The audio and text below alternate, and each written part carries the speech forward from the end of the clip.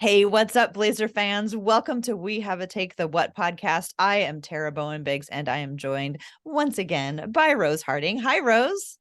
Hi, Tara. How are you doing today? I'm doing good. I've been looking forward to talking to you because we haven't talked in like a couple weeks, and so we have lots to catch up on. Oh my gosh, so much to catch up on. I went on a trip. That's like, which by the way, I don't go on trips. Like I went on a trip. And so it feels like it's been forever since we've talked because I haven't told you I anything about it. No, and let's just do that. Let's just do that for our icebreaker. Like, what's new with you? And please tell me about your trip because I can't wait. Okay, so I went to San Francisco 2 weeks ago, or like a week and a half ago. I went for like a 24-hour trip, which I used to be able to do that kind of thing when I was like in my 20s, and now in my 30s, I'm like, this is really hard. And this was Um, just you, like yes, just me, mom's night childless. away. Woohoo!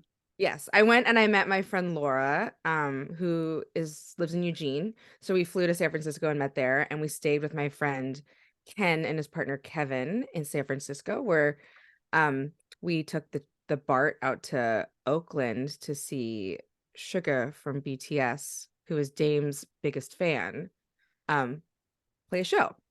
That's so cool. And I wore my Damian Lillard jersey because I was going to Oakland. And then uh I also I'll say that the show was at the Oakland Arena, Okay. and that's formerly known as Oracle Arena. And the Warriors used to play there. Hmm. And so I I've was like, been there one time. oh, you have? Hmm. So you've seen like there's like a campus because there's Oakland Arena, and then there's also like the athletics Hmm. stadium for Yeah. like I don't know how much longer, but Yeah. it was pretty grim when I was there because there was an A's game like going on, and wouldn't super duper know it. Um, Honestly, there wasn't a lot of people there, and apparently they're very bad. Yeah. So, but anyway, so you have to like walk past the A's arena, Okay. um, to get there, and so I was like, oh, I'm just gonna wear my Dame jersey because also, like as a little bit of a deep cut for people who care about basketball and K-pop, we all us Blazers fans know that Damian Lillard is Sugar's favorite player, and the Mhm. Blazers are his favorite team. Um, Even though there was all that Lakers stuff, which we all know was just for clicks. oh yeah, yeah. So I mean, like he's an NBA ambassador, and so the NBA like told him where to go. He's Mhm. he's there for work. Yeah. He's at the Laker games for work. He's at the Knicks game for work. Like this is all work related for him. But like his private fandom, we all know he's a We Blazer know fan. where his heart is. Hmm. He told a really when he did his NBA ambassador video, he did told a really great story about how he became a Damian Lillard, and it was because he was at a Laker game playing the Blazers. And he was so sleepy because he had filmed a music video that day, and every time he opened his eyes, Damian Lillard was hitting a three in his face. Yeah, that's pretty much life, right? Yeah, I know. I was like, oh, welcome. That's what it's like here. um, so anyway, we went to Oakland. I wore my Damian Lillard jersey, which is like sort of funny because, you know, it's a Blazer jersey. Hmm. But a security guard at one of the checkpoints as I walked past the A's stadium gave me a chin nod. I was gonna say, I was actually gonna ask if you saw other ones there. So here's the weird thing. I saw no Warriors gear the whole Oh, time I was there, except for at the beautiful. airport. None. But it was I mean, I guess maybe people kind of put it away for the season because it was right after the Warriors lost and we're out of the playoffs. But like I was kind of surprised that there was no Warrior. I rode BART all the way from San Francisco to Oakland. You see a lot of people on BART, no Warriors gear. Sad, sad, sad. And there wasn't even that much A's gear either. There's a little bit of like A's gear on like dudes standing outside of the baseball stadium smoking. There was like dudes on like the sky bridge like smoking pot in Okay, A's gear. so I went on a run at 6:30 this morning, months after the Blazers have been completely out of contention, and saw two people in Blazers gear. That's all I'm saying. Yeah. Yeah, of course. That's right. Especially for Portland, that's right. I saw that we had a guy get arrested for running a chop shop in a Damian Lillard jersey this I week. saw that too on Twitter. And they were like, he's being charged with 51 felony counts of whatever. It feels right. I know. And I'm like, well, if you're gonna drop a 50 piece, you might as well do it in a Dame jersey. I know. No small numbers for somebody wearing a Damian jersey. No. Okay, I know that you're in the middle of telling the story, but I have to ask you, did you watch Dame's Instagram live this morning? The most wholesome content on the internet. Yes, of course. Of course. Oh my God. That was the cutest thing. Everybody who hasn't seen it, go and find it. Damian Lillard basically playing with his kids for like an hour and a half with its stickers all over his face. He changes a diaper. He gets in an argument with his daughter. Everything you could possibly want out of an NBA player. It's gorgeous. Anyway, back to your story. Yeah, his littlest is like demanding that he draw a cheetah, and he's like, I don't know how to draw a cheetah, and I'm like, this is so relatable because my daughter's always like, draw this, and I'm like, yeah, Mama can't draw the White House. I'm sorry. But it's so cute how they think you can. I know. And then the greatest part about it though is you do your best and it's not good, and then they're like, Mama, that's great. Yeah, they're like, so beautiful. Exactly what I wanted. Yeah, that's exactly what I was going for. Okay, so I went to the show. I got one recognition of the Dame jersey before the show when I walked in. The show was awesome. I got one recognition from the Dame jersey on the way out when I was waiting on the BART platform to go back to San Francisco, because after a show, and it was like, so the A's actually were in extra innings that game. So like they were playing when I arrived and they were still playing when I left, but it was like the 10th inning maybe. And so the fans were starting to trickle out, however few there were left at that point. But like, so the BART platform was completely full. And a girl behind me while I was waiting for my train, pointed at my jersey and she says, "Oh, are you a fan?" And I was like, "Why, yes, I am." She's like, "Are you a Blazers fan or a Damian Lillard fan?" And I was like, "Both." And I was like, "Are you?" And she was like, "Yeah." She's like, "I'm from Tillamook, Oregon." And I was like, "You're from Tillamook?" And it was so funny because I was like, I didn't really think about the fact that like I was flying to San Francisco to see a concert. So did a lot of other people. A lot of the people I saw on my trip there were not from San Francisco. They were not from Oakland. They maybe weren't even from anywhere in the surrounding area. My new best friend from Tillamook, Oregon probably was on the same flight as me. Who knows? But I was like, oh, most of these people aren't even from San Francisco. And unless you like are from Oregon, you might not even know about Blazers or Dame or anything. I don't know. So anyway, that was sort of funny. And I rode back and I was like, oh, like, of course, like when I was thinking about it, I was like, of course that's what's happening. It still didn't explain why there wasn't any Warriors gear anywhere. But also nobody really even like recognized the Dame jersey because they were like, we're here for music. What is basketball? And so anyway, that was my trip with my Dame jersey. I took him back to Oakland. That was also the night that with the lottery. So when we got the third pick. And later when I like went back, I was looking at the pictures of Suga holding up all of his like NBA jerseys, and I was like, every single one of these jerseys has the number 3 on it. Ooh. When he was holding up the Lakers jersey, when he was holding up the Knicks jersey, when he's holding up what was the other one? Warriors jersey, they're all number 3. Interesting. And I was like, he's been telling us since he became an NBA ambassador what the pick's going to be. It was going to be the 3rd pick the whole time. And he was just transmitting that information through his jersey number choice. It was right there the whole time. The whole time. And he has like kind of a reputation in K-pop as being somebody who predicts the future. They call him Minstradamus. You should have told us this earlier. We could have avoided the whole stress of wondering, like, what if we do get number 1? Because like there were moments where I let myself go there, which I'm not going to say I regret. They were short and I was in control of them. But yeah, if he'd known all along, I will now watch him closer. Yeah. So anyway, he told us the whole time it was going to be number 3. And now I'm like, oh, duh. Okay.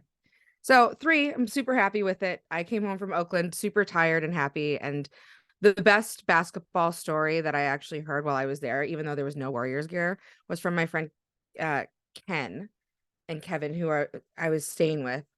And I had to explain to them about why I was wearing this basketball jersey.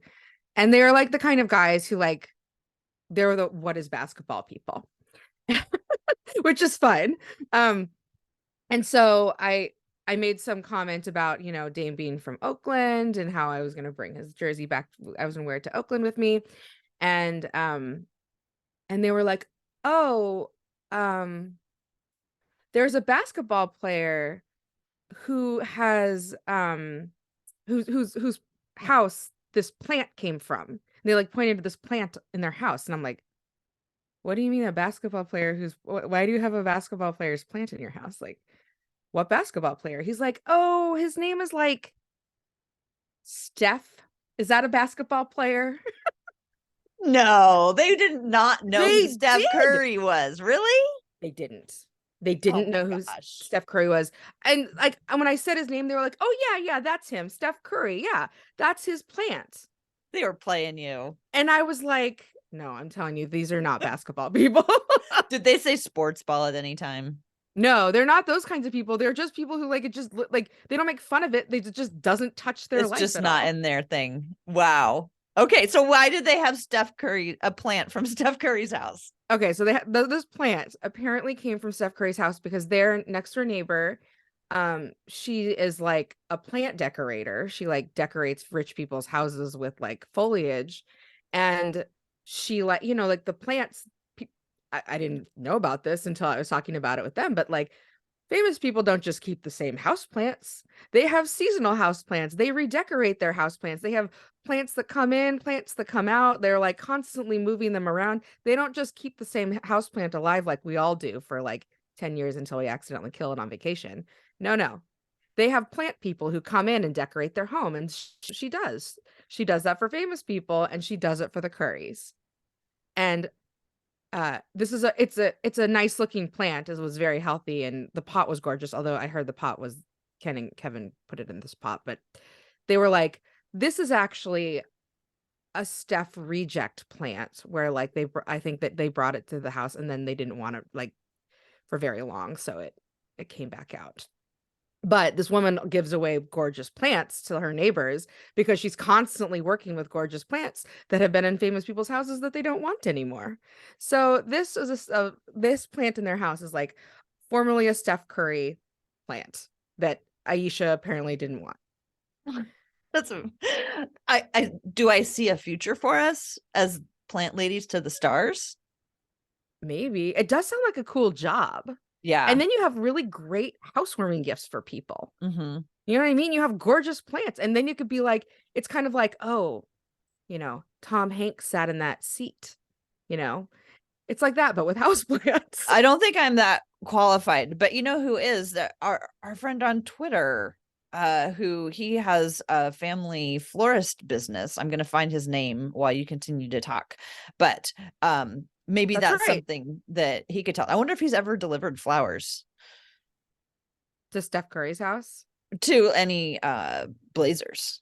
Oh, I think he did. I think he, as I'm recalling from either Instagram or Twitter, it's a family floral shop, and Sabonis used to buy flowers for his wife from them.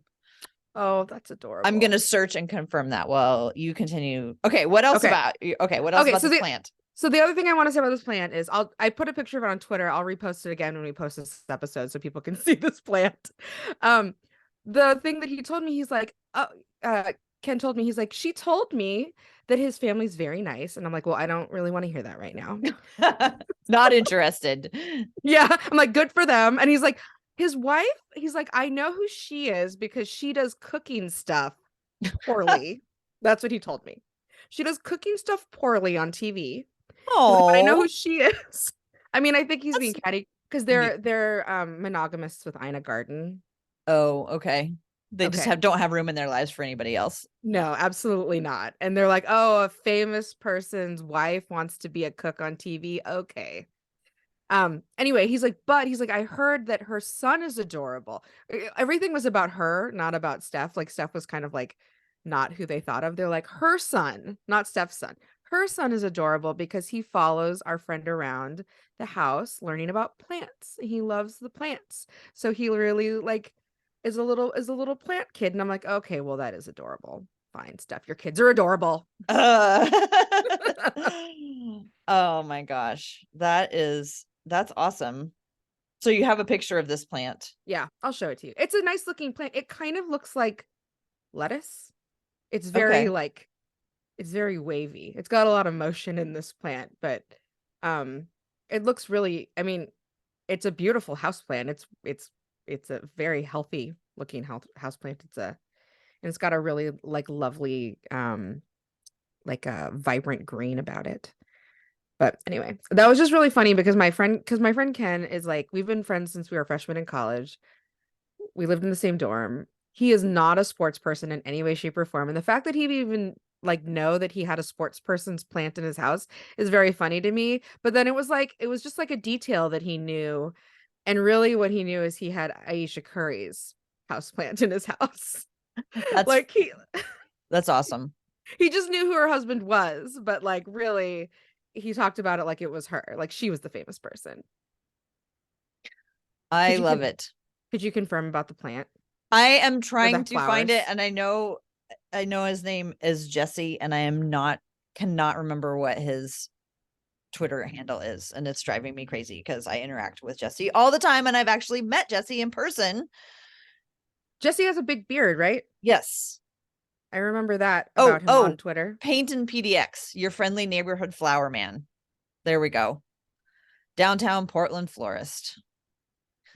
Shout out to Jesse. So maybe someday he can continue to become a flower man for the Stars. So my what's new is not nearly as exciting, but okay, I will share it with you, is that I have coming up with a new hobby, and I'm learning how to golf. And I'm terrible at it, but I will improve. And I will keep you all posted on how I do and when I actually go on an actual round of golf. I have no golfing experience, but I got these clubs were gifted to me, and I thought, well, that sounds like a fun hobby. So I'm taking a little like mini course a little class right now, and I'm learning the things that stress me out most are like learning the etiquette, because like the last thing I want to do is like screw up with golf etiquette, because that seems like that would be super bad. So I'm just learning as much as I can, and I will keep you posted on how I do.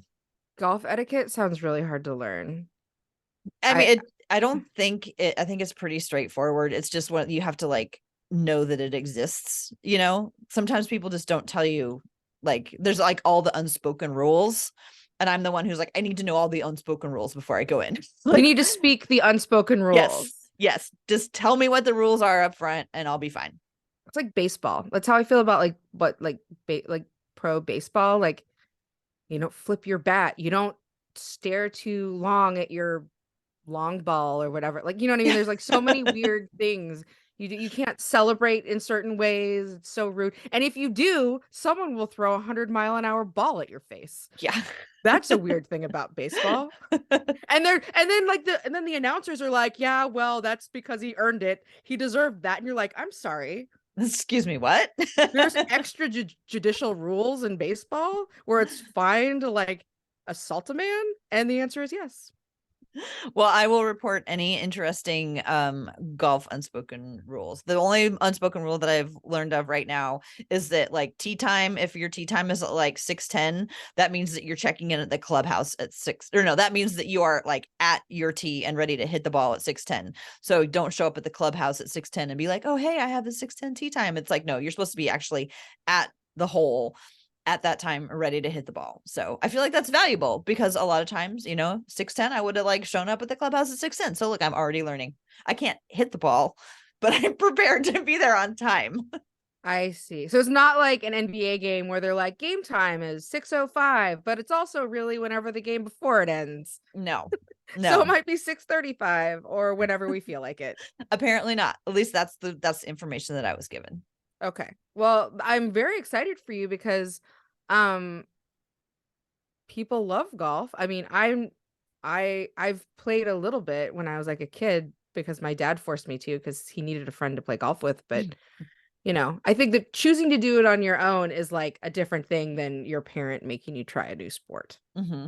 I love learning new things. Like I'm constantly like signing up for new classes or new activities or whatever. And sometimes I end up making a podcast out of them and sometimes I don't. Or is there somebody in your life that golfs? Is that why you wanted to do it, or you just feel like doing it? I was gifted these golf clubs by a friend of my mother-in-law who so that was cool. But then like right before I started taking the class, a cousin of mine who was like my favorite cousin died, and he was a big golfer, and at his funeral they had these tees made for everybody to take home that said hit one for Steve. And so like I got a bunch of those and I was like, okay, then I definitely need to make sure I learn how to golf. So that was kind of like that's kind of why. That's so funny that there can just be a tiny little gift that leads you into a whole new hobby. Yeah. We'll see if we'll see if I stick with it. But I live pretty close to the Rose City Golf Course, which is gorgeous, and celebrating their 100 years, which is like so long and old for a sport when I'm like used to basketball, where like is obviously basketball is that old, but like, you know, for the actual course has been around for 100 years. So anyway, that's all that's new with me. That's awesome. Well, you have to keep us updated on your golf. On my game. Yeah, right, on your handicap, which I Yeah. learned is a totally fine thing to ask people about golf. Oh, What see, is your another what is your unspoken rule. handicap is a fine thing to say in golf. See, that is a good piece of etiquette for me to know. Perfect. You're not setting me up, are you? I Like don't maybe think that's a so. terrible thing to ask. No, Okay. I think that's like how that's like it's like a little bit like Little conversation starter. yeah, it's like how you tell people like, you know, you golf and people always say, "Oh, you golf?" and then what's your handicap? That tells people how good you are. Okay, But, cool. you know, that's not a question that I would ask most people in most contexts. Picking up the lingo. Sounds good. Um okay, we talked about this briefly, but I want to come back to this because we talked about it briefly in my story. Other things that have happened since we last chatted, we got the number 3 pick Mm-hmm. while I was in San Francisco. Mm-hmm. What did you think about that? I think 3 is perfect because I mean, you know, for that 30 seconds that it looked like we could get number 1, that was exciting or whatever. 2, I feel like there would have just been like too much pressure on 2, and I feel like 3 is great because a lot of other teams are probably interested in it, and if it so happens that the Blazers decide to keep it, they'll be able to get a great player. There's 3 great players right up at the top of the draft. So I am like super happy with 3. I think there's a little less pressure on it than 2 would have had. Like, Yeah. so There's still a hard decision to be made at 2 and a less hard decision to be made at 3. yeah, and I just feel like again, options, you know, which Blazers haven't had for a long time. I can't wait. The draft can't come soon enough though. And like the wheeling and dealing season can't come soon enough because just like the stress and energy behind what the Blazers have to do. Like if I hear the Blazers have to do something like 100 more times, I'm gonna lose it. Like I'm okay. I'm holding it together now, but everyone's like the Blazers have to do this. They have to, like, Blazers don't have to do anything. They're gonna try to do a lot of things. And you know, it's like when I listen to Damian Lillard talk about it, you know, like they keep going back to his comments, like different podcasts that I listen to and different conversations that I'm seeing on Twitter or where Discords. They keep going back to Damian Lillard's comments at the end of the season, you know, where he said that he's not interested in a timeline with 19-year-olds anymore. And I swear every time it gets brought up, there's more urgency behind it. And everybody's like more stressed out about it. And it's like, take yourself back to when he said it and just like, he clearly indicated that he wants the team to go for it. But I don't think, I mean, it's like making deals and getting the right deal is hard. And Yeah. just because it works in the trade machine doesn't mean it's going to work for everyone. So like, I guess my point is that Damian Lillard said it one time, but it's been repeated 1,000 times. And once it's been repeated 1,000,000 times, like you would think that we were at like DEF CON 1,000,000 and like Damian Lillard has his bags packed and they're sitting by the door ready to leave. And I don't think that's what the situation is. I think Damian Lillard is a very reasonable man, and he understands that things are hard, and he understands the Blazers are going to do whatever they can with the number 3 and with whatever assets they have now or may be able to obtain, because they want him to stay and they want him to be a part of the future of this team. But Damian Lillard also, like I said, smart man, knows that that's hard. That's not easy. And I think he's going to watch the effort that the front office makes. And that's, I think, a really important part, is the effort that the front office makes. And that's what I will be watching, is how hard they go at it. Also, this idea that like the front office doesn't talk to him and they're just going to do stuff and he'll react to it. Like, I don't know a lot about a lot of things, but I know that Joe Cronin's not out here making moves not knowing how Damian Lillard's going to feel about them. Yeah. Like that's just bad business. Like, yeah. It's not an either or, should they trade it or should they not? It's will they, given the circumstances and the situation that they're facing as they go through the process of building a team, will they be able to, or won't they be able to? Will they have something better come along? It's not just like, should they or shouldn't they? It's like, I'm just going to sit back and watch and wait. But I think 3 gives them good options. Yeah, it's very situational, because also there's crazy surprises that happen on draft days all the time where somebody you thought was going to go is suddenly available. Like, I mean, I don't think the Spurs are going to 2 teams aren't likely to pass on Victor Wembanyama. No, but I will say this, that if for some reason like the Spurs did pass and nobody knew that's what they were going to do, people would panic because people have game plans. So like whenever somebody does something that they're not expected to do, all of a sudden like every plan that everybody else has made relying on them to do that thing changes. And you just don't know until it happens. And I'm not saying that's going to happen on draft day, but I'm saying that like in the off season, if you think about that as like a whole, like its own whole process, anybody does something strange that changes the landscape of all the other deals or potential deals or players that are or are not available, it suddenly changes everything. And so like, you don't just go with your plan A game plan, like nothing, like everything is the right decision no matter what else happens around you. Like that's not how you play this out ever. So like, all of a sudden, like with the trade deadline, Kevin Durant got traded, right? And all of a sudden everybody realized, oh my God, what are they like? Brooklyn is blowing it up. Who's available? Like suddenly guys that you weren't considering are available because you just were under the assumption that this team wasn't blowing it up. This team wasn't rebuilding. This team wasn't like moving on from a star or whatever. Like there's just a ton of things that like change the way that you think about like the assets that you have. And I hate talking about people like their assets, but you know what I mean? Like these guys are business people and that's the way that they think. And the asset value changes based on everything else that happens around you. And it would be silly for them to think of it any other way. I'm glad it's not my job. I would not want to think about it that way, but like, that's how they have to think about it.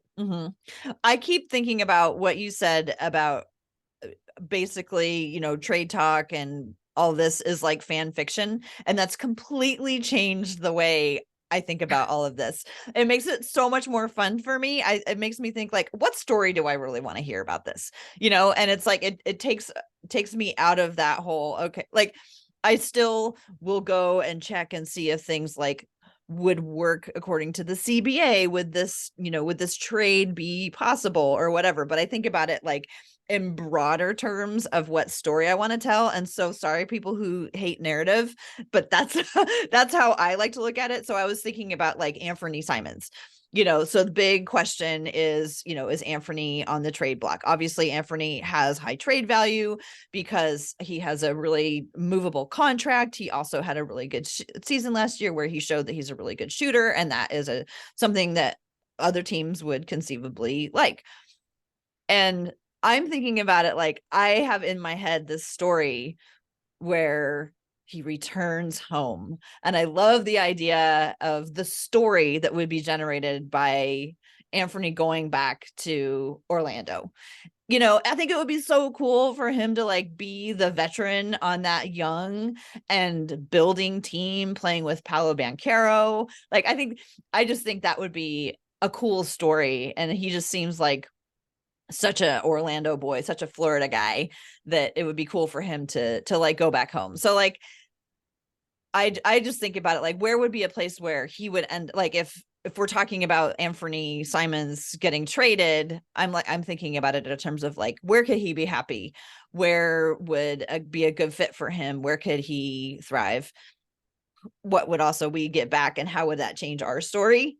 But yeah, but your remark about it being fan fiction has like completely opened the doors for me to think about it in a totally different way. So your fan fiction then is that we trade Ant for whatever it is we can get for him, and he somehow, through whether it's just trade with Orlando or a multi-trade deal, that like he gets to go back home and be like the star of the Magic. Well, and I think like they have a star in Paolo Banchero, but I think he could be a really good, like, he's been in the league for a while now. He's very young, but he's been in the league and he's got veteran experience. He's been under Damian Lillard. And I think he could really bring something to a team, you know, of these really young guys, many of whom are extremely talented, although hopefully Portland would get some of them back, but one or two of them back. But I think it would be a cool opportunity for him as well. So yeah, that is kind of what it's turned into for me. So you could fanfic the players like life stories, which is maybe more fun.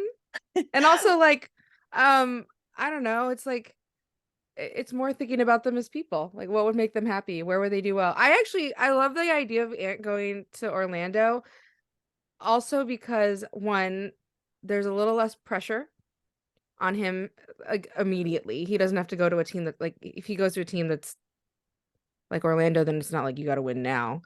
And also I kind of like, I don't want, if we're gonna trade Ant, I don't want him to go to like New York or LA or some city where he's going to expect it to be a whole personality. I'm like, this is just our little like dorky boy who wants to play basketball. Let him be his like kind of shy self and play really great basketball somewhere without having to be part of like a New York or an LA media hype scenario. I don't know. You know what I'm saying? Yeah, and with him too, I don't want him to be in the same situation that CJ was in for like years, where the whole fan base just talked constantly about how he should be traded, or what should he be traded, or where can he be traded. And it's just not fair you know, for someone to have to listen to that for years and years and years.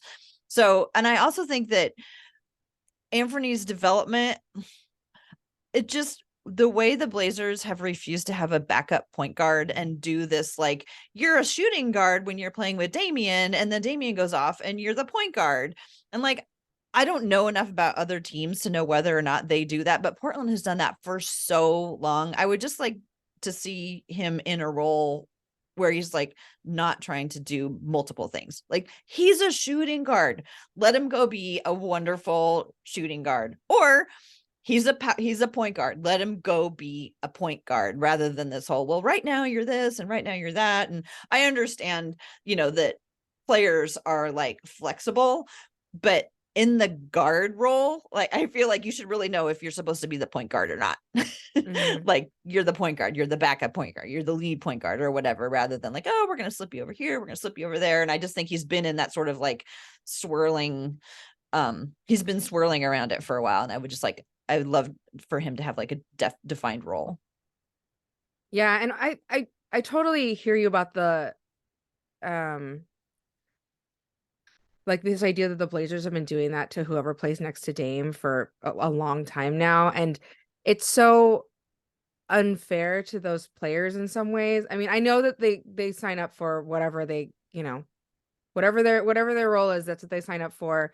They don't get to necessarily choose, especially these guys that we drafted, like where they go or what we want from them. But like, we're always looking for them to be someone that fits perfectly around Dame, instead of seeing them for what they are and what they're best at, not how well can we fit them into this like very specific sized role.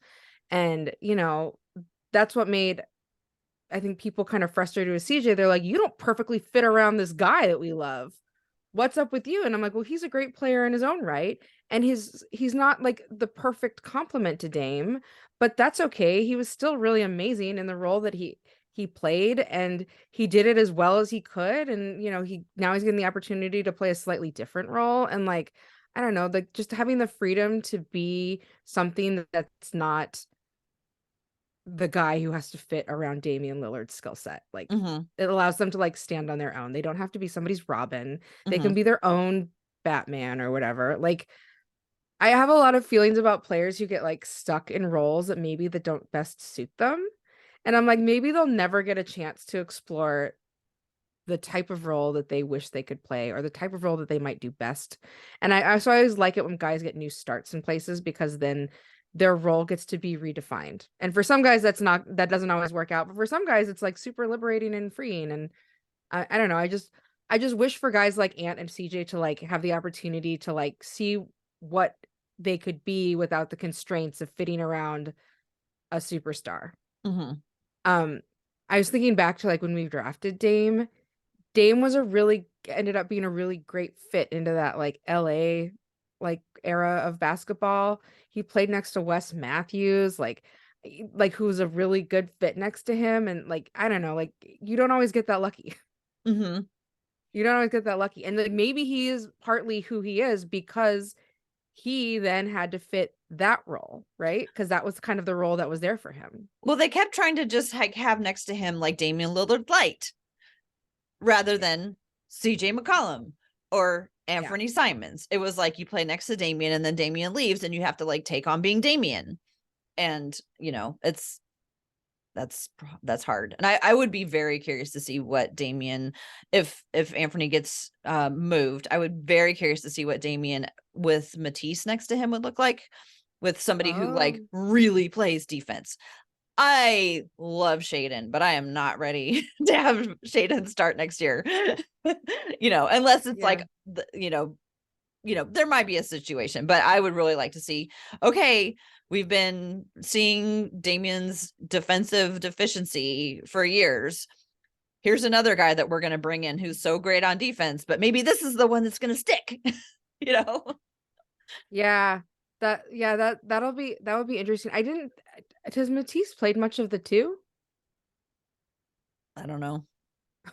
Am I speaking out of turn? I don't know. I don't know the answer. I did the deep dive on Matisse, but I don't remember him playing much of the two.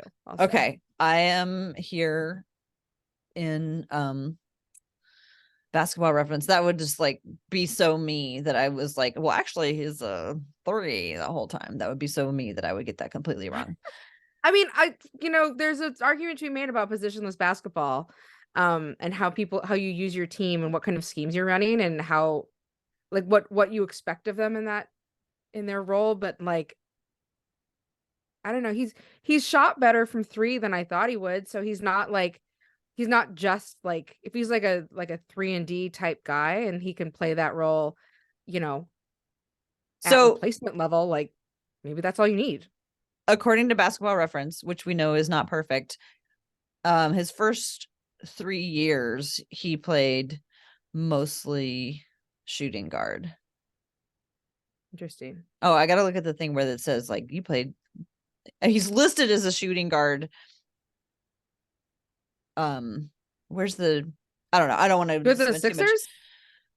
Yeah, position: shooting guard, small forward, shooting guard.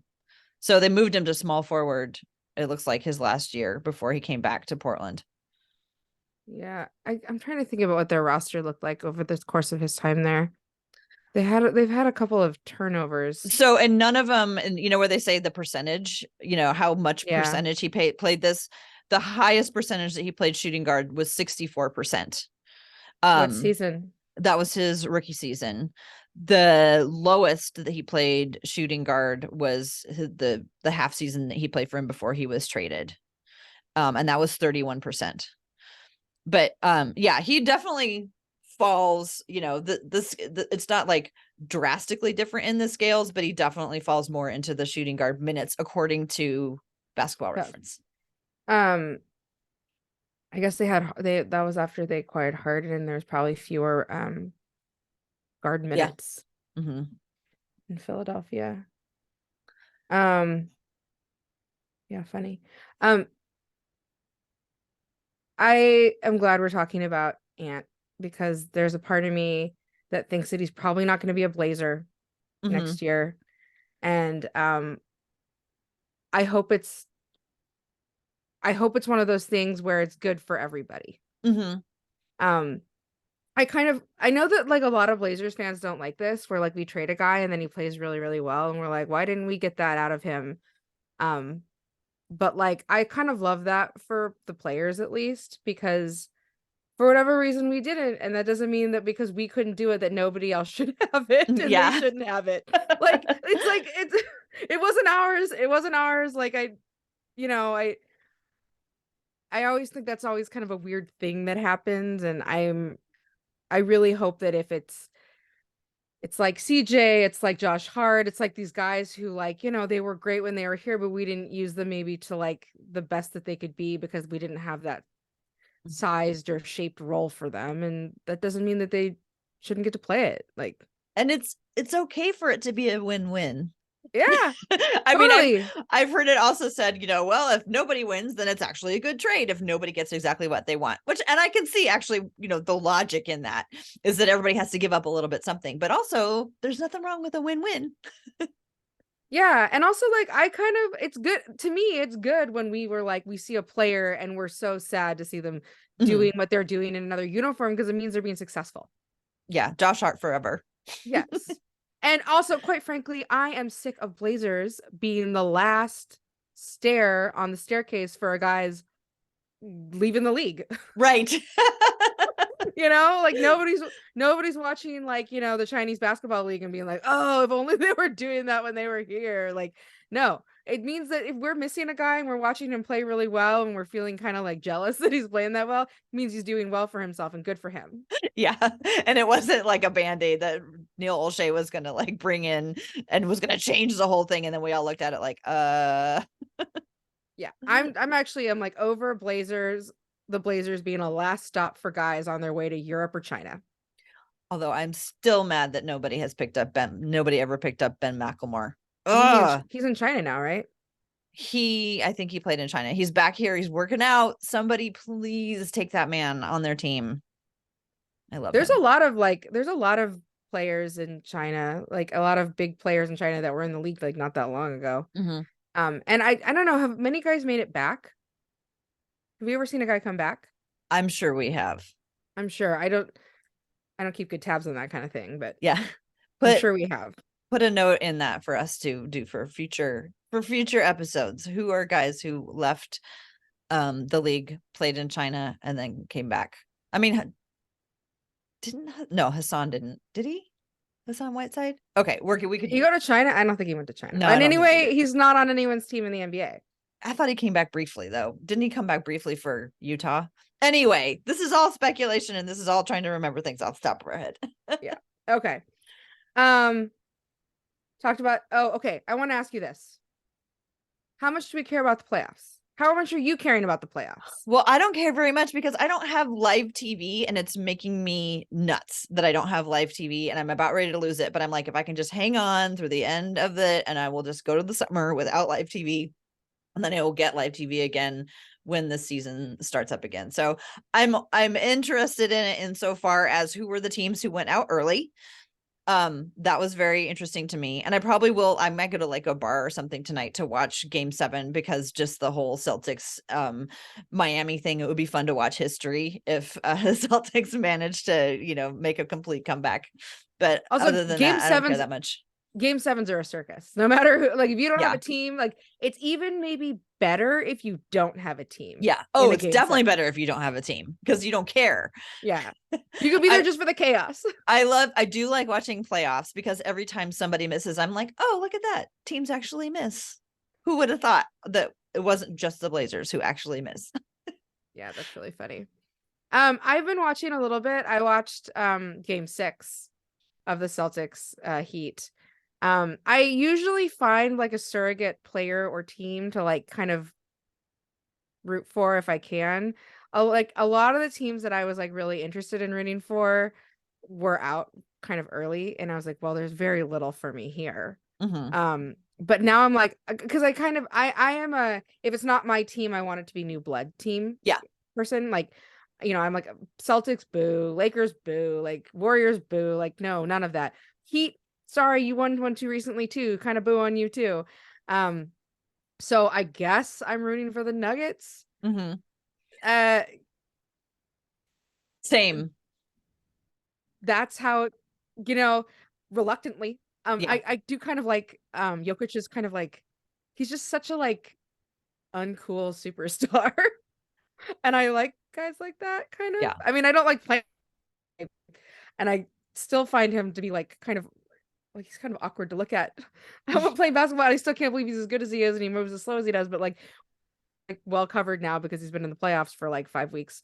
But yeah, Denver, I guess. I'm rooting for Denver because I have to. Because for same reason for you, I like new. I think it would be exciting to watch somebody win their first. I love how little Jokic seems to care about anything at all having to do with basketball. And I am absolutely obsessed with seeing Aaron Gordon happy. Like that man is the saddest looking I'm sure it's just his resting face, but he always looks miserable. And I'm like, maybe if he wins a championship, he'll look happy. I used to like not like him at all. And then I was like, okay, I have no reason not to like this man. I'm sure he's, got all kinds of great qualities. So I kind of like forced myself to like start trying to like appreciate him.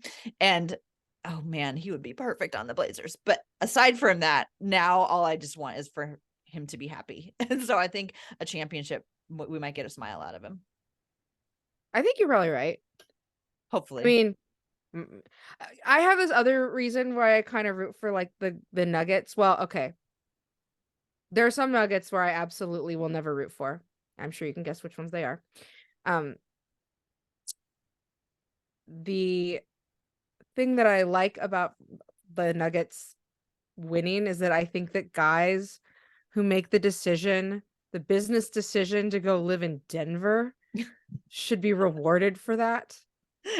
You know what I mean? Like guys living, like that's also where I'm like, oh, wouldn't be the worst thing for Utah, like players, because I'm like, they went and lived in Utah. They lived in Utah for their job. Like I hope that you get rewarded for that.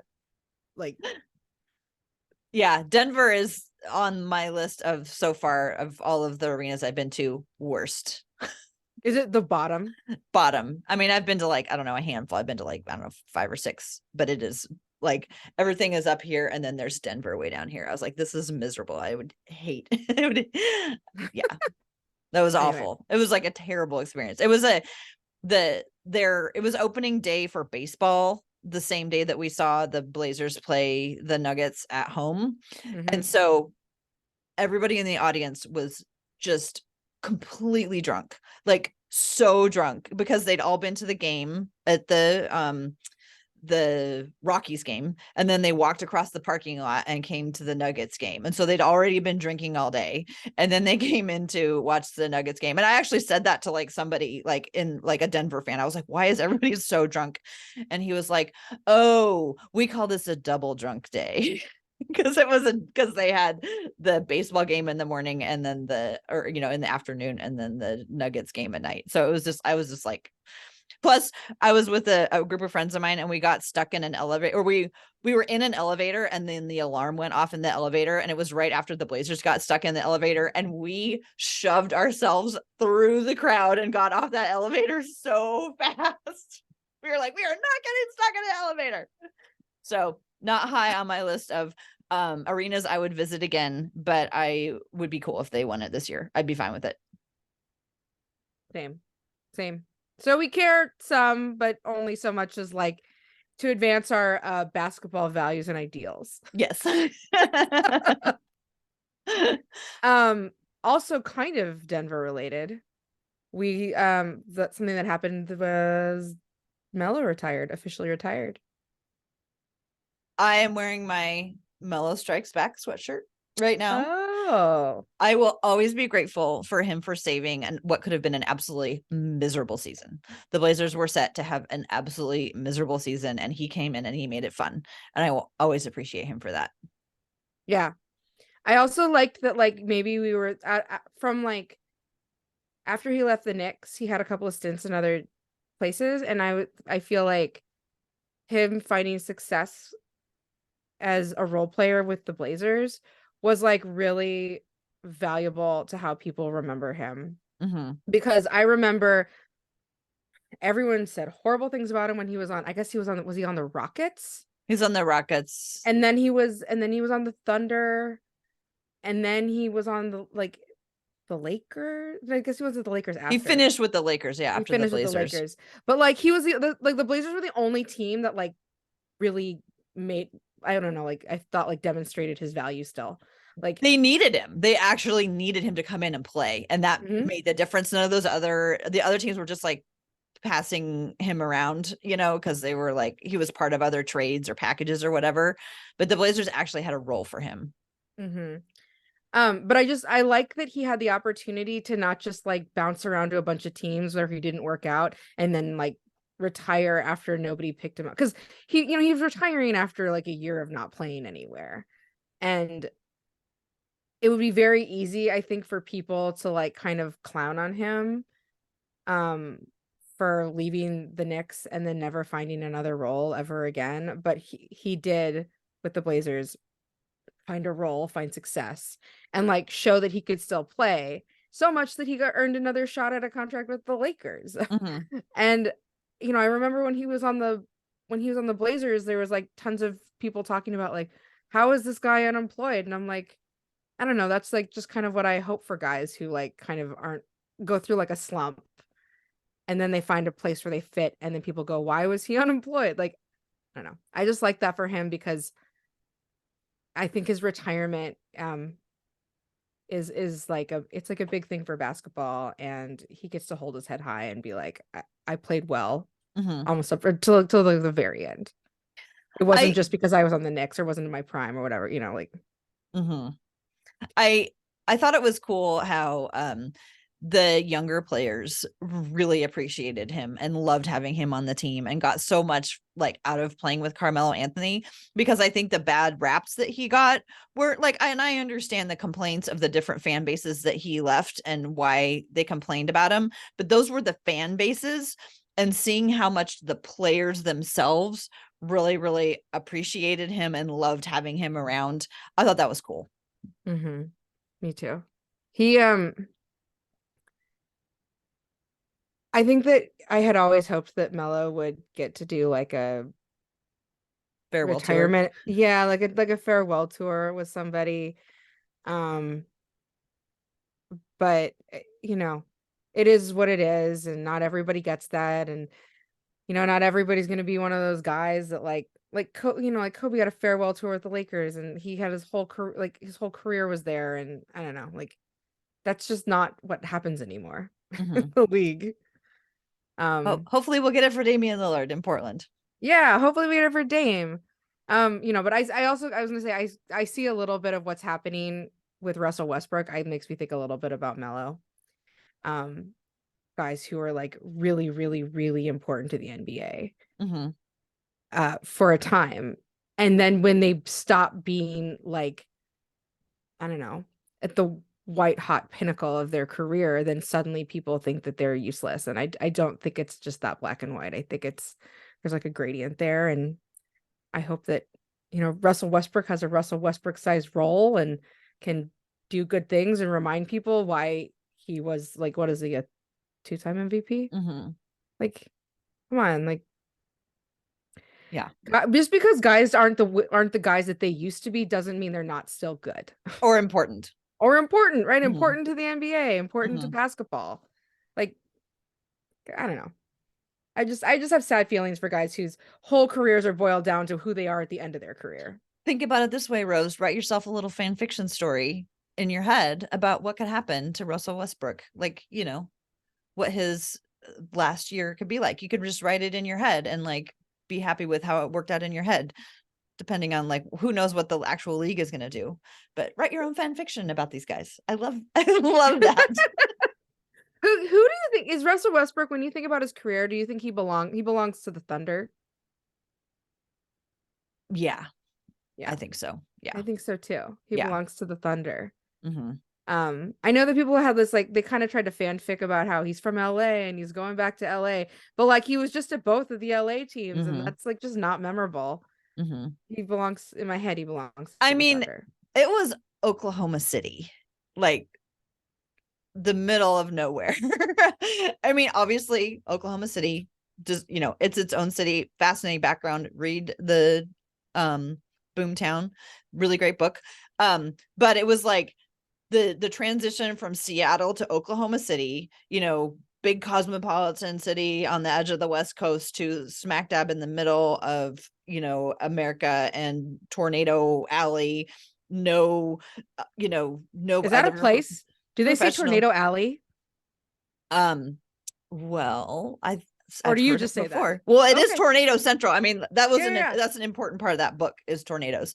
But anyway, and he was there, and he like made that team. Like he was, him and Kevin and James, but they left, and he stayed there, and he did everything that to make that community and to make that team into something for that community. And so he deserves a lot of credit for that, I think. Yeah, I totally agree. I think about what a failure that franchise move could have been if they didn't have that kind of a roster. Like if they needed Kevin Durant, Russell Westbrook, and James Harden, all of them, to make that like an exciting team to root for, because they moved it to Oklahoma City. Like, and also like for like people to even care about watching them. Like, can you imagine, like, because Seattle fans were not going to keep watching that team. And like if that had been like a rebuild kind of team with no superstars, like that could have been very much of like a, I don't know, like a forgotten team when they moved to Oklahoma. Yeah, I mean, I can't believe they had those three guys. No, I know. I wonder if James Harden never regrets leaving. I mean, he did really well in Houston after that, but like they got so close. I would be so fascinated to get a peek into that guy's brain. Like because I mean, James Harden, for as big of a lightning rod as he is, for people having opinions on him and his success or his lack of success or whatever, we really don't know him. You know what I mean? Like, like it's like we know his media persona, which is not the same. Which is like not much. It's a guy who wears outlandish outfits and says a little bit here and there, but like I would just be fascinated to know what goes on inside the brain of James Harden. Yeah, his personality really boils down to like a facial hair decision. Right, like he doesn't have totally. Like he doesn't have a podcast. I wonder how many podcasts he's even done. I mean, Kevin Durant is all over the place. Okay, this is another thing for me to look at and look into this summer. Where James Harden like appeared on a podcast? I mean, he has to have been, but I just can't think of any. I can't think of any like memorable appearance that he's had. Some guys are all over the place. Did you know Paul George has a podcast? I need to investigate that this summer. I only know he has a podcast because I've seen videos of people on his podcast. But he is also somebody that I can't imagine what the inside of his brain looks like. He had a lot of really nice things to say about Shaedon Sharpe. I watched a clip where he was talking about Shaedon Sharpe in that last game of the season, and he was all like, "We were not ready for Shaedon Sharpe," and he was really impressed with him. I saw him talk about that Damian Lillard shot. Yes, on like that clip of his podcast. I saw him talking about that being on the bad side of like a really like memorable moment in the NBA. And the thing that I like tuned into most honestly was when he made some comment about how he, because that shot gets shown in clips still all the time on TV, that he has to watch it. Yes, and then his kid will say, "Daddy, change the channel." Oh. And that was like the thing that I thought, it was like, one, his kids know. Yeah. And two, like your kids know that we don't watch that. Mm-hmm. So it's still not something that you probably just like laughs about quite yet. Or Yeah. maybe didn't for a while. And I am so thankful to him for calling that a bad shot, because like for anyone else, it was a bad shot. So it was not outrageous for him to call that a bad shot. And I always feel bad for him for getting piled on for calling it a bad shot, because like for literally anyone else, except for maybe Steph Curry, that would have been a bad shot. And he had to, but it just all came together so beautifully. I think that's the kind of thing that everybody can probably think later and say later. But when he said it right then and there, Yeah. like it looked petty and salty Uh-huh. when he said that, like right after it happened, right? Like that is something that you leave for like the media to debate, and Mm-hmm. you don't say it because it makes you look a certain way, even if you're right. Like you have to let other people say it at least first. And he has to not be on the same day where it happened right in your face. Like Yeah. like the man's still wiping egg off his face and he's like, it was a bad shot though. Like it's not the time in the right place, but it probably could have been received very differently from somebody else or in a different day. Mm-hmm. I Like, just don't think I would have had the wherewithal to think that all through in the moment before those yeah, words came out of my mouth. totally. Totally. Feel bad for you, Paul George. Sorry about that. Yeah. And if you Um, become a Blazer, we will totally forgive you. I will. yeah. This Yeah, Blazer totally. fan will totally forgive you. Yeah. Water under the bridge or whatever. Um, I did not practice discipline and I'm sorry. We still have a topic to talk about today. Should we do it? Tell me about Trendon. I know you wanted to talk about Trendon again because we haven't talked about him in a while and the man has wildly developed right in front of our eyes. Please. Okay. I will try to be as quick as I can about this. So, yes, I want to talk about Trendon Watford because we do, every time somebody new comes to the team, we do like a deep dive on him. When Trendon Watford was added to the team, he was a 2 guy that was kind of like oh yeah, whatever, this guy, I don't even remember if we actually did a podcast on him or not.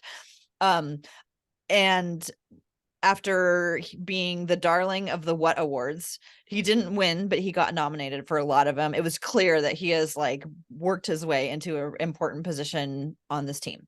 So wanted to give us a little bit, and on this podcast. Yes.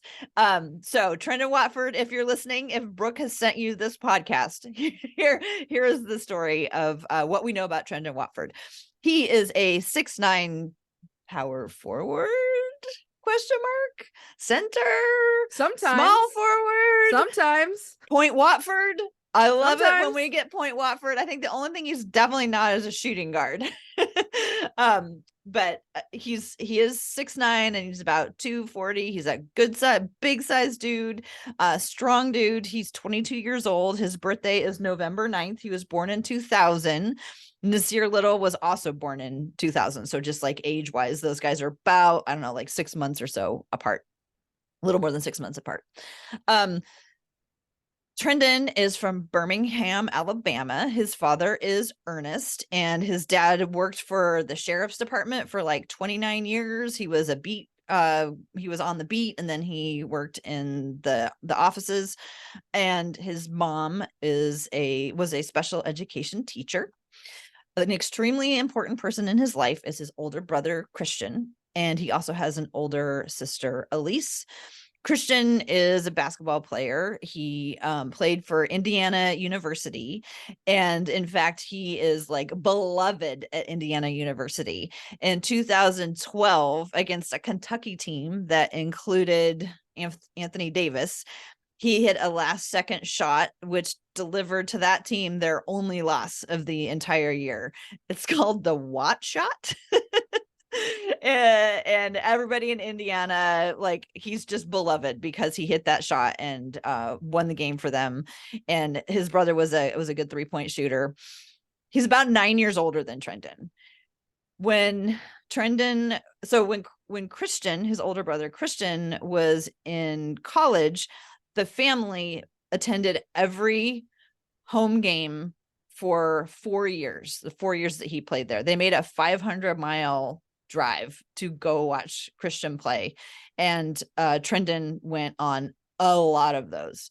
So, you know, if you think about Christian was probably like 18 to 22 for the 4 years that he was there.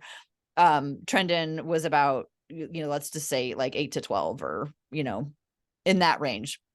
Very formative years. So I was just imagining in my mind what it would have been like that was my life for 4 years, that my parents and I drove this huge drive up to the university where I got to watch like really good basketball. And like he was also like allowed to like be in the locker room sometimes. He sat courtside sometimes. I picked out a picture that I put in that I showed you. It's adorable. It's Trendon as, I don't know, somewhere in those years, maybe he's like 10 years old, sitting next to his dad, and they're both wearing like red and white striped pants and Watford jerseys, and they're just like, they just look like the biggest fans. But like, yeah, imagine if that was your, I mean, that would have been so formative. Right? Right. Totally.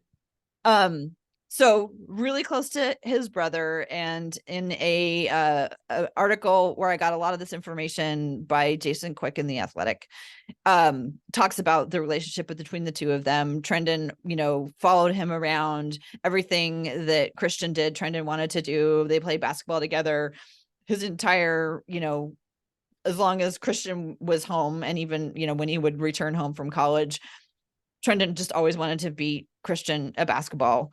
And, you know, many games ending in tears because he couldn't beat his older brother in basketball. So, his older brother, really important. And, Trendon showed actually very early promise when it came to his basketball skills as well. When he was an 8th grader, he actually played varsity high school. They allowed him to play on his, on the local high school team. And he was like one of the most important players on the team. When he was in 8th grade, he was 6'7". So he was always like a big, tall Whoa. guy.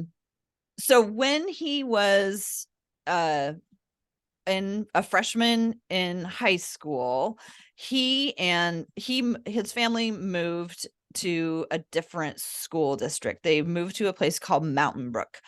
And there's an article in the Alabama newspaper about Trendon and his family and 3 other Black families that moved to Mountain Brook.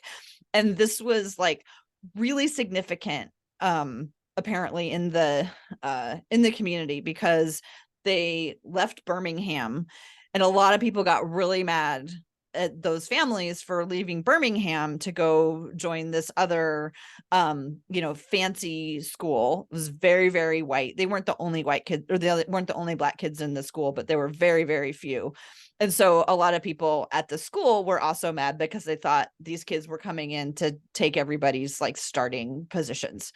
So it was an awkward time for him. And the interesting thing about this article was talking about how these 4 families did it together because they know they wanted their sons to go play for this really great basketball coach, but they didn't want them to be alone. So these 4 families kind of all did it together. So I will link to the article in the notes. It's really interesting. But like I said, the reason they wanted to go play there is because they wanted to play for this coach, Bucky McMillian. He was a really young coach. He was only like 34 years old, but I think when Trendon was playing with him, or when he got made head coach there. But he was very young, but really, really, really good. So anyway, the high school was called Mountain Brook High School. Fun fact, Courtney Cox went to school there, which I was like, whoa, I had no idea she was from Alabama. From Friends. Yeah, I didn't know she was from Alabama either. She doesn't sound like it. According to Wikipedia, Courtney right. Cox from Friends attended Mountain Brook High School. All right. So at Mountain Brook, Trendon was the star of the team, and he led them to 3 state championships. Wow. 3 in a row, 3-peated. So sophomore, junior, senior year, they won the state championships. They were even ranked nationally while he was playing there. Trendon was named Alabama's Mr. Basketball both his junior and senior years.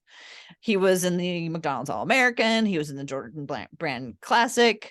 So he was really well known on the circuit in high school, and just like was just really known as a really, really good player. And a lot of teams wanted him. Indiana really, really wanted him. They wanted him to come and follow in his brother's footsteps. Alabama wanted him. They wanted the local boy to stay local. But he ended up ultimately going to LSU. He'd had the family had a relationship with the coach at LSU for a really long time. At the time that Trendon declared for LSU, that season, the coach there, Will Wade, had been suspended for NCAA violations.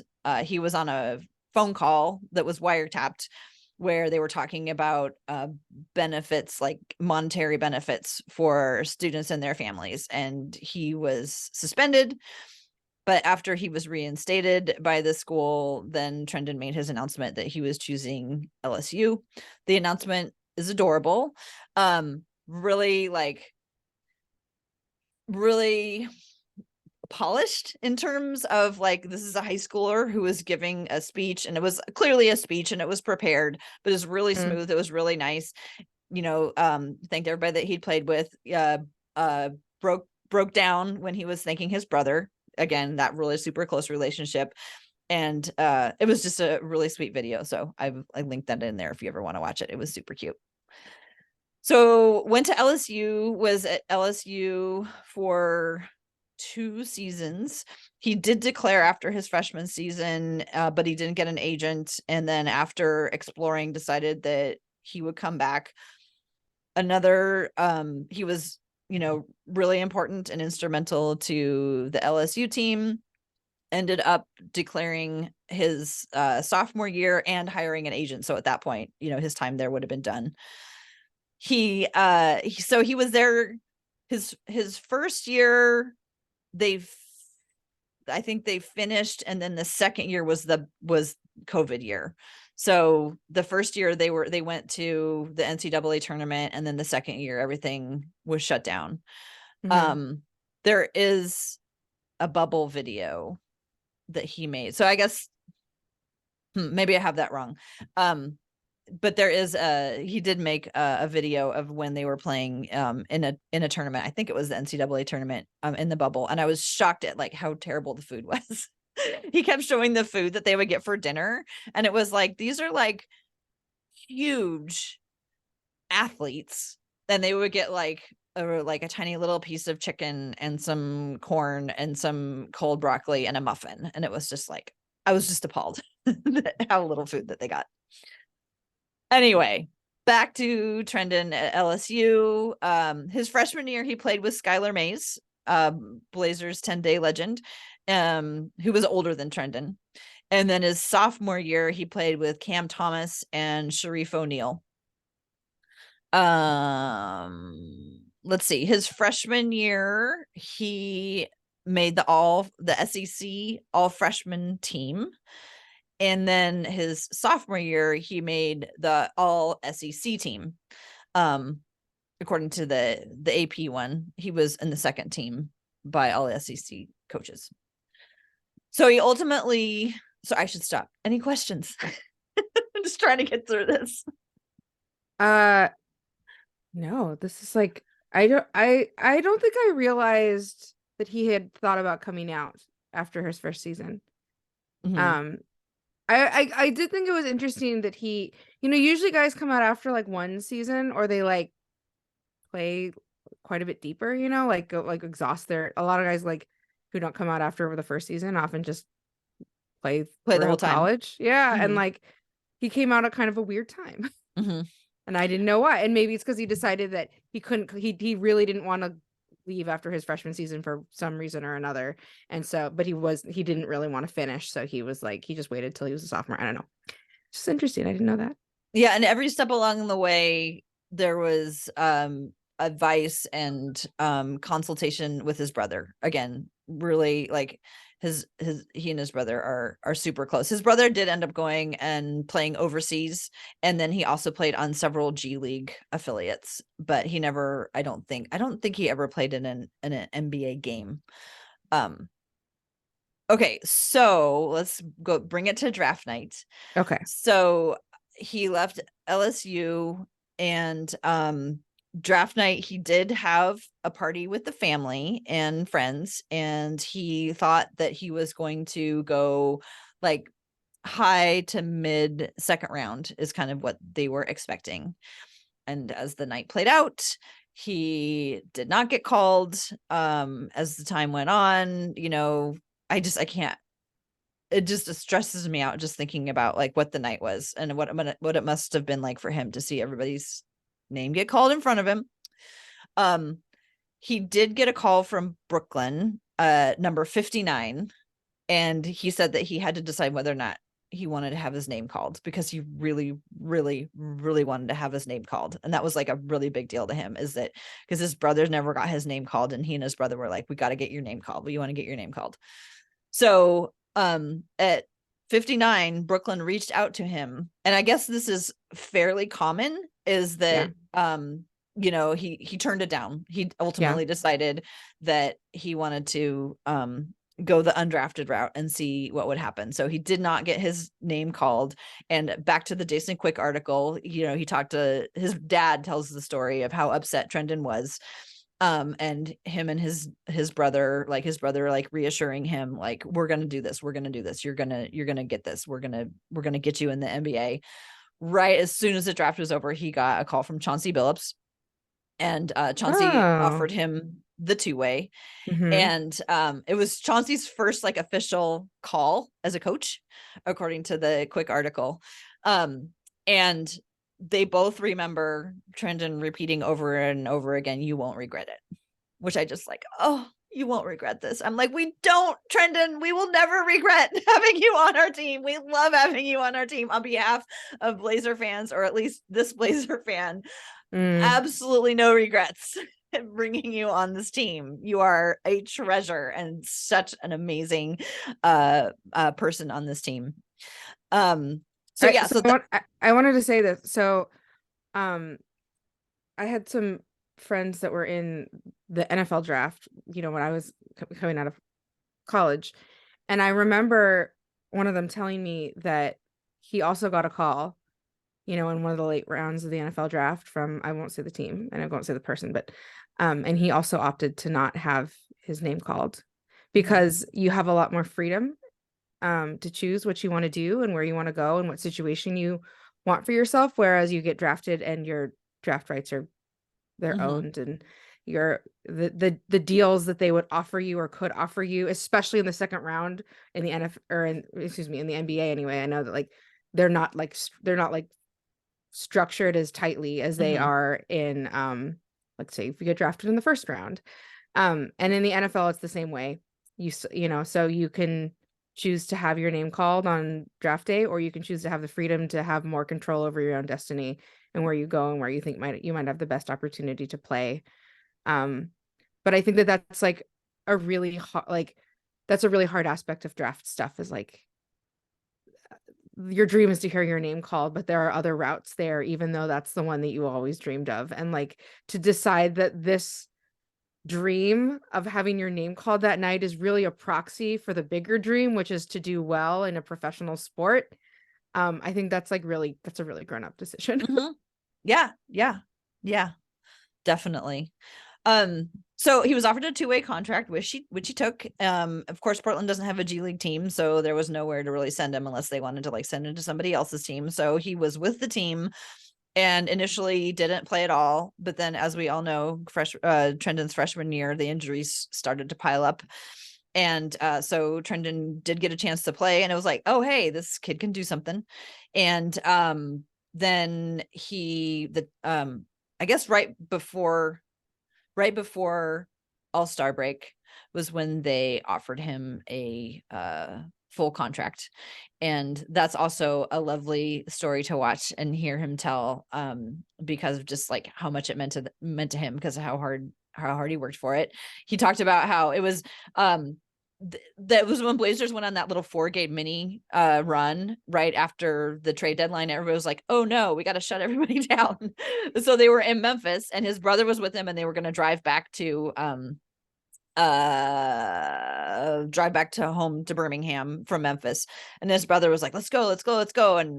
And Trendon was like, well, I gotta say goodbye to all my guys. What's the hurry? It's like we're going into All-Star break. Like, why are you rushing me out of here? So they finally left the locker room, got into the car, and Christian was like, we're gonna call your agent, called your agent, and then the agent offered him the full contract. And he was like, oh, that's why Christian wanted to get me out. So it was super cute. I think he told that story on the Jack Ramsey's podcast. That was a really good interview that Dan from Jack Ramsey interviewed him, which I will also link to. So another feel-good story. What I love watching about Trendon play is I just feel like he's a really great communicator, and he's always pointing, he's always telling everybody where to go, and he can do a little bit of everything. He's very versatile. He's not the most athletic player out there, and he will admit that, but he's strong, and all of his coaches always talk about his acumen, his basketball IQ. As we all know, in the 2022 NBA Summer League, he led his team to championship victory against the New York Knicks and was given MVP of the championship game. And he was the one who did the FaceTime with Damian to let him know that they'd won it all. So when we were talking about social media, we forgot about that amazing moment from Trendon Watford when he called Damian in the pool to tell him that they'd won it.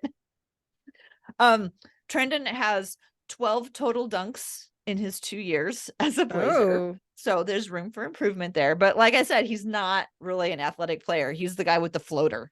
And that was something that he knew he was going to have to work on because of, he doesn't usually go to the rack. He really likes that close in, but not too close in scoring. He also creates dunks for others. Mm-hmm. Yes. Which I think means that maybe his contribution to dunking is not necessarily being the dunker. Mm-hmm. But creating the assist for the facilitator for sure. Mm-hmm. Yeah. On the Jack Ramsey's thing, Dan asked him, was there anywhere that he would throw it that he didn't think Shaedon could catch it? And he was like, no, I can pretty much throw it anywhere. Shaedon can basically catch anything.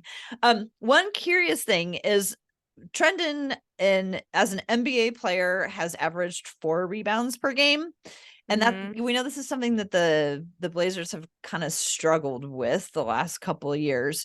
He was a really good rebounder, at least in high school. He set a record for most rebounds, in a year in high school.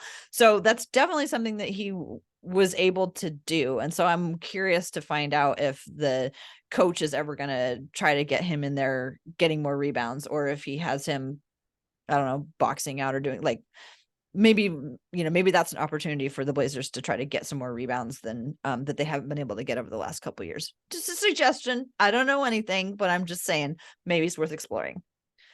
Probably percentile wise, where he was height wise in the league he played in high school, he was probably a lot taller than your typical high school player. Yeah. Now he's playing against now they have the tallest, best skilled players in the world, and in his high school he was probably one of the tallest guys. Yeah, but it sounds like he had a nose for it too. I mean, look at Josh Hart. He's a great rebounder and he's not tall. That's true. He's just there to fight you for every single one of them. He just wants it more. Okay, a few more things about Trendon before I wrap it up. Pets. Not sure that I don't think he has any pets. I did see a video of him where a woman was showing him a brand new puppy, and boy, did he look like a softie in that one. He was just he melted when he saw this little teeny tiny puppy. So maybe a dog is in his future. I don't know. Something that we can keep our eye on. Fashion and style wise, Trendon is the king of graphic tees, and I can respect that. A lot of consistency there. he had a video of on YouTube of the day that he moved out of his dorm from LSU and showed a pile of graphic tees on his bed that was like massive. So king of the graphic tees, and he wears them really well. I love it when he has a hoodie that has like spikes all around the hood, and there's a picture of him in doing a locker room interview, and he's wearing that, and he's got his shades on like in the locker room, and he just looks so cool. So I like it when he wears his sunglasses inside. Is Shane the one who wears like classic rock graphic tees? I forget who it is now.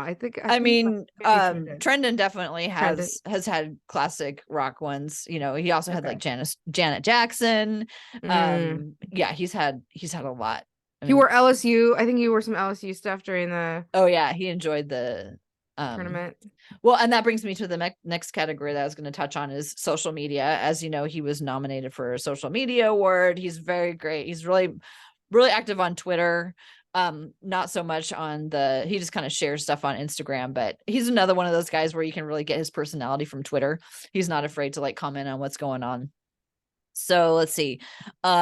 He is with his agency. He's with the Wasserman agency. He's currently in his contract is he's got a 4-year deal that was worth $5.8 million. So he has 2 years left on it. So this year, if they don't cut him, it's guaranteed by June 30th. He's got 1.8 million guaranteed. So we're June 30th deadline. I see no reason why they wouldn't keep him. But it becomes guaranteed on June 30th this year. And then next year is a team option. So it's a super team friendly contract, but also like, I feel really strongly that he's going to be here because he's like showed so much, and he doesn't have like a convenient, unless somebody like identifies that they really want him and what he brings. I feel like the Blazers are going to hold on to him. I mean, that's so little money for somebody who plays meaningful minutes. Mm-hmm. Like, where else? There isn't a better deal on minutes out there. Yeah. And it turned out he became like super duper important when Justice Winslow was injured for eternity. Yeah. I'm really curious. I would love to see what he does on a healthy and complete team, because I know I would expect we're not going to see as many minutes. But I do expect that we will see him. Mm-hmm. Okay. Last home stretch. I got all these from like the little like Blazer in arena videos. He does not believe that Bigfoot exists. His favorite cereal is Frosted Flakes. His favorite superhero is Iron Man. And his favorite ice cream flavor is vanilla. And that is all I have on Trendon Watford.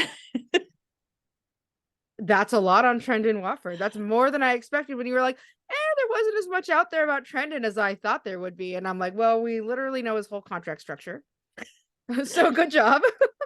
I love him so much, and I'm so glad that he got a chance to show what he could do and earn that full contract. Yeah, there's some real like, I don't know, like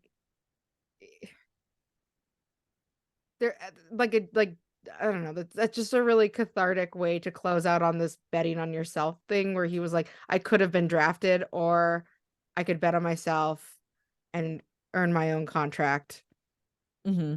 And he did it. And he just happened to be a team that could do it for him.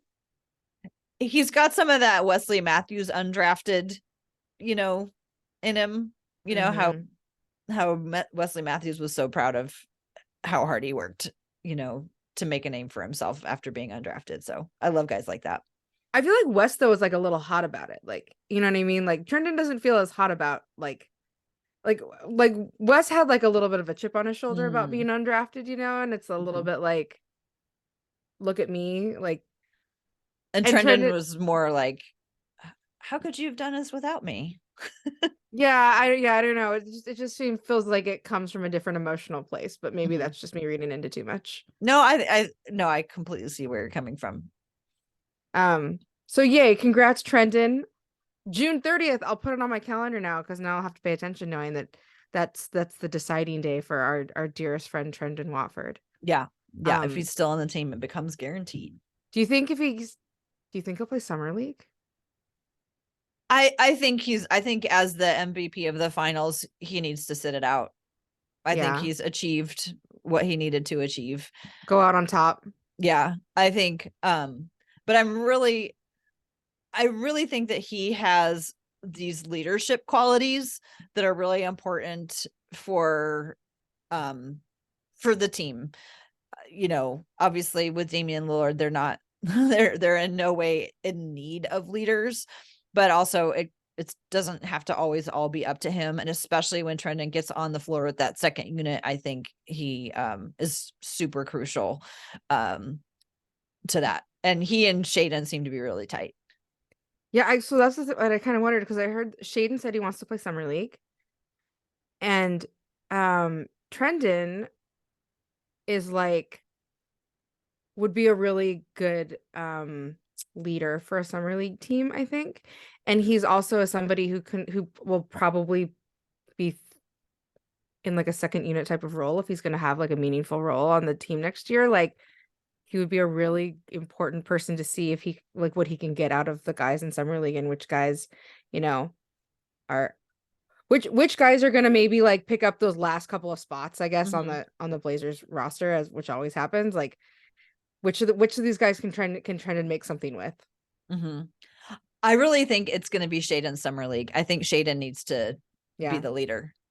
I think it's his, like, this is where he shows, is he going to be like, is his potential like as a really good basketball player, or is his potential, we can build the franchise around you if things go wrong with Dame? Yeah. Are you no pressure or anything, Shaden? It's just all that's in the balance. Can this be your franchise? Show us starting now with Summer League. Yeah. So I wish I was going this year. Yes, it would be really fun to see him, because this probably would be the last time that Shaden would play. Well, we covered a lot. Yeah, I'm sorry. I was like, let's practice some discipline here and keep it on the rails, and we totally didn't. Because, well, you know what? Nobody's saying people have to listen to this all at one shot. They could listen to it in several, chunks throughout the day or days. And since we're not doing it every week, maybe it's fine that it's sometimes twice as long. Yes, exactly. Exactly. Well, let's go ahead and wrap it up here. Thank you everybody for, you're going to remind me that we need to do takes. Oh my gosh, Tara, we've been doing this for so long now. I know. I can't ever think about it.